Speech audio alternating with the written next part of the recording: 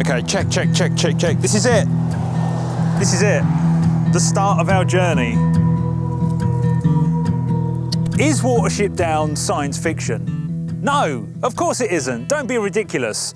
But it is the book that I choose to demonstrate just how far we should all be willing to push the boundaries of genre. Bright eyes, burning like fire. This is perfect. Charlie, get this. New homes. We're at the end of Warren Road in Sandalford Park on the outskirts of Newbury, which is the real-life setting for the start of Watership Down, the book and the film.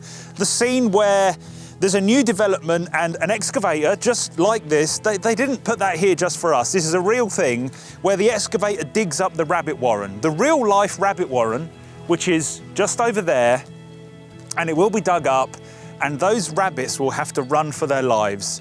And because it's all town behind us, they're gonna go in that direction across open countryside to Watership Down in the distance. Be cunning and full of tricks, and your people will never be destroyed. I am sorry for you with all my heart, but you cannot blame us, for you came to kill us if you could. Rabbits live close to death, and when death comes closer than usual, thinking about survival leaves little room for anything else. The question of what is science fiction or sci-fi or SF is one that I find extremely boring because we always end up in exactly the same place. Personal opinions, informed or otherwise. We devour this stuff because we love it, and trying to pin down a definition can only reduce the genre. Right, this, apart from Watership Down itself, which is just over there,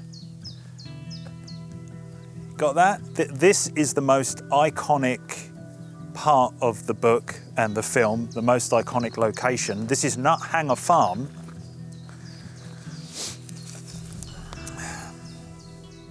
And it's slightly nicer than in the book and the film.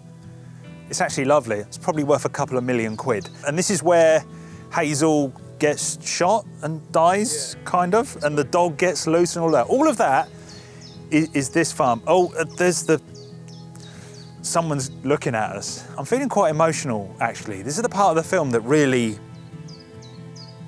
gets to me. Is it a kind of dream floating out over time and following the river of death downstream? Or is it a dream?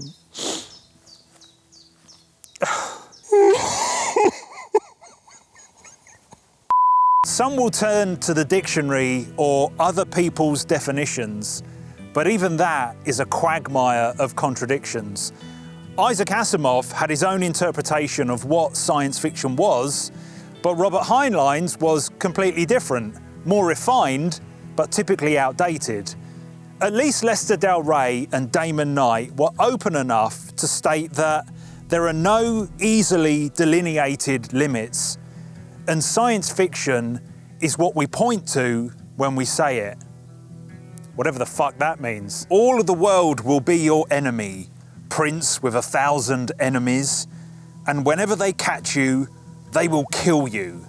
But first, they must catch you.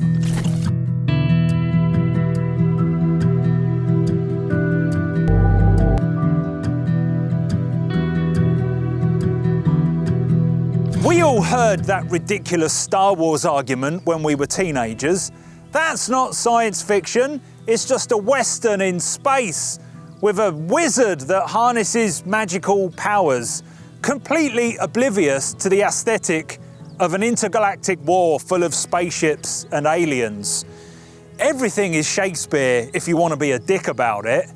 If we insist on rigid definitions, we're only going to be left with Tau Zero and Flowers for Algernon. We know the rabbits didn't actually drive there like this. We know that. They went across. Hang on a minute. So is this the road that they had to cross? Because this is right in between the farm and the Watership down. This is the road.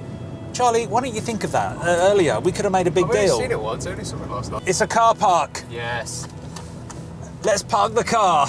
There will always be the old school, the professionals, the experts, even those that choose to draw a line in the sand and say, you weren't there, man. You don't know. This stuff is important to us because it just is. You're all reading it wrong, while the rest of us just wander through this rich history and cherry pick. It's a beautiful thing. If this was in America, there'd be a big gift shop and a huge bronze statue of a rabbit announcing where you are. But this is Middle England, so we get a slightly knackered thing. Bin there.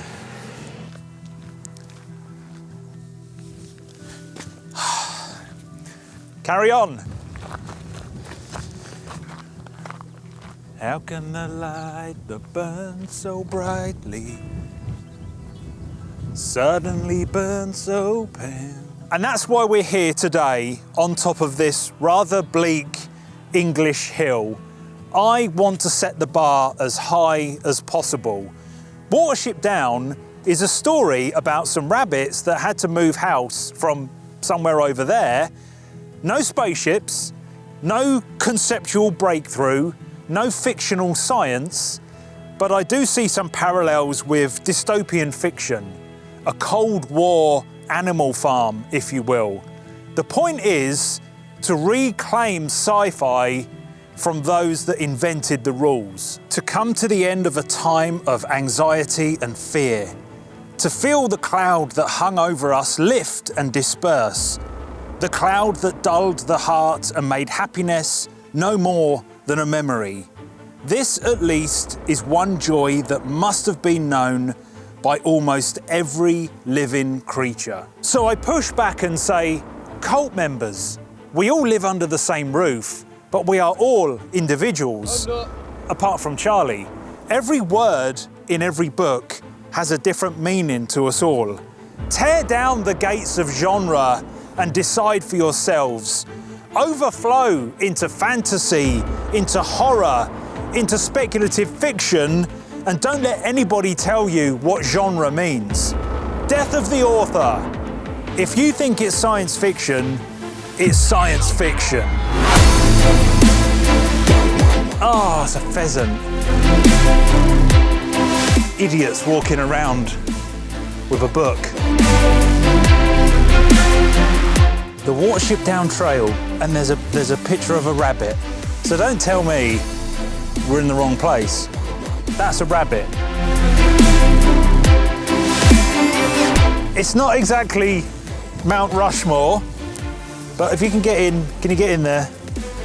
In recognition of Richard Adams, a lover of Watership Down and its inhabitants, May 2013, and a piece of bird poo just missed the writing. Definitely be in contention for the Hugo for best short film, right?